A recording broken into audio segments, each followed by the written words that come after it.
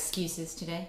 And I think that if anybody has an excuse, and what I hear when you go out into the world and you go inside, especially large traditional organizations, even those that have this ambition, this higher aim to do what you just said, the excuse or the rationale is, the way things are done in this system are, it's impossible to get around. Basically, hierarchy and bureaucracy. Those are just, sure.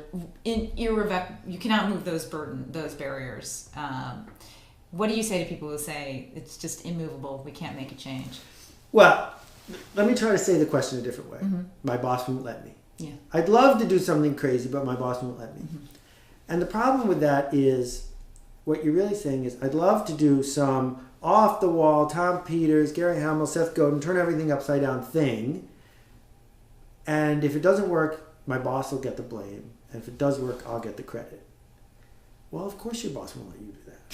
Who would? But on the other hand, if you do a small thing for which you have no authority, but you're willing to take responsibility, almost every boss will let you do that.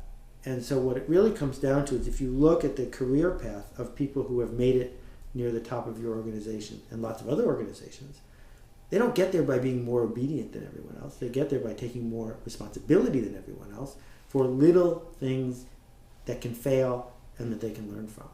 So the race, I think, at least for me, has been, I want to be the guy who fails the most. Because built into that means you don't fail so badly you get kicked out, because then you can't keep failing. And you're not the person who's always perfect, because then you're not learning. But if you're the person who fails the most, it means you've mastered this notion of doing small things and repeating. As a great writer told me this weekend, the secret of writing is embracing lousy first drafts.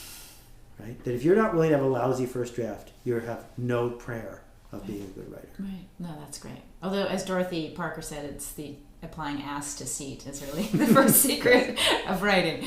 But to that point, so we talk a lot, the audience of the mix, the community of the mix is really this kind of person, management innovators, maybe not by name, but by aspiration, folks who are trying to change the system without the power or the overt power to change the system. So this notion of starting something small, experimenting without permission or budget makes a ton of sense.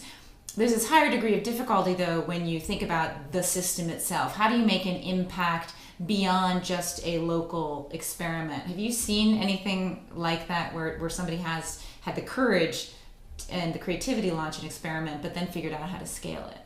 Yeah, see, I'm not sure probably that happens very often. Mm-hmm. I think instead, if you've ever had a Big Mac, you know that what really happens is a guy in Pittsburgh broke the rules and made the Big Mac.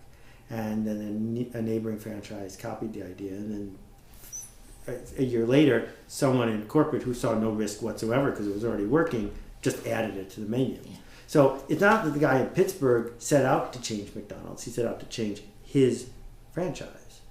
And we see this over and over and over again, that the way systems get changed is that the innovator innovates in a small way, and then the copiers copy the thing that worked, because lots of people are good at that. That's what they've been trained to do since first grade. Mm-hmm. If you want to change the system, then change your little corner of the universe and then figure out a way to talk about what you did so that it can be copied. Mm-hmm.